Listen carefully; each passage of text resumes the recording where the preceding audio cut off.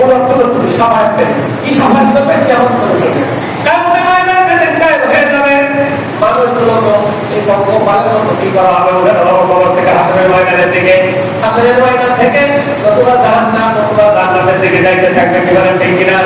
কিন্তু একদল লোকে বলবে, যাও যাও, তোমাদের আমল দুনিয়া বেশি ভালো করো নাই, তোমাদেরকে জাহান্নামের ফয়সালা দিয়ে দিলাম। আলহামদুলিল্লাহ। কিসের ফয়সালা? জাহান্নামের ফয়সালা দিয়ে দিলাম। লোকগুলো নিরুপায় হয়ে দিশাহারা হয়ে জাহান্নামের দিকে ছুটতে থাকবে। কিন্তু প্রতিবন্ধ যা দেখবে রাস্তার উপরে বসে কিনে নাই একটা খাসার মতো থাকবে।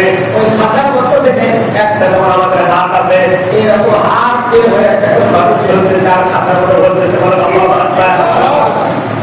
কার মতো বলতেছে? খাসার মতো বলতেছে। ফেরেশতা, সেই ফেরেশতা হাগায় হাগায় জাহান্নামের দিকে নিয়ে যাবে। ওই ফেরেশতা বলবে কি রে? আল্লাহ পাকের নির্দেশ, আল্লাহ পাকের আদেশ, আল্লাহ পাকের নির্দেশ তারপরে এদেরকে জাহান্নামে নিয়ে যাওয়া লাগবে।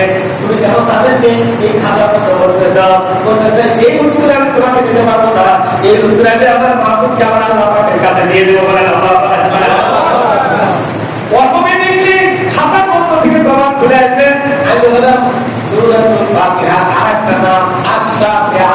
বলেন আপনি আশ-শাফিআ। আমি সাফায়াত করি এই ব্যক্তিরা দুনিয়ার বহে বলে গুনাহ কাজ করেছে, অন্যায় করেছে, জুলুম করেছে, নির্যাতন করেছে, কিন্তু এই সূরাতুল ফাতিহা আমি আশ-শাফিআ শুনে মহব্বত করেছে, ভালো হয়েছে।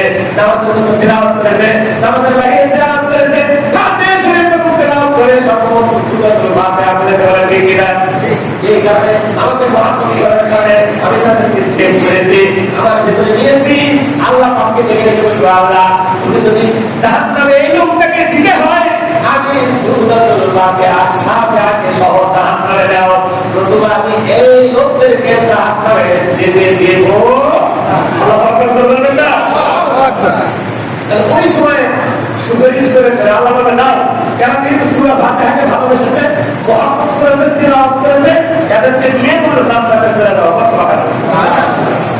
অনেক তপস্যার মানে ঘটনা তাফসীর আমি সংক্ষিপ্ত আকারে শুধু মানে মূল ব্যবস্থা আপনাদের সামনে উপস্থাপন করব।